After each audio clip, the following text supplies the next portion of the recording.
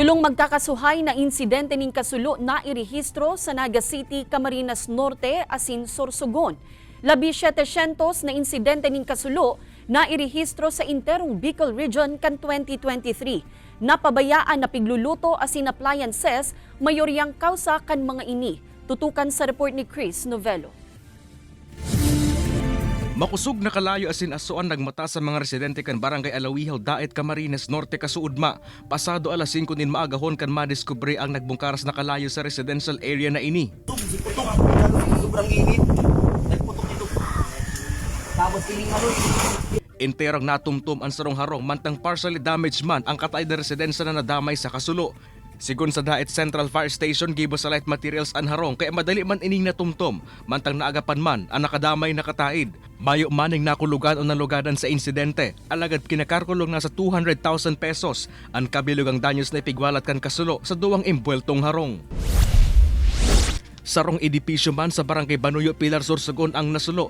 Antes pa man magabot sa lugar ang mga kabuuan kan BFP Pilar, nagsagibo naman in Bucket Relay and Community Fire Auxiliary Group kan barangay. Panagos pa man na pigaara ang pinakakausa asin pigikanan kang nagbungkaras na kasulo.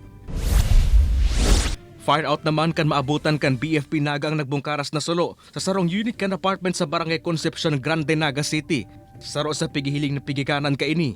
Pan-interview po kung si kung si occupant naman is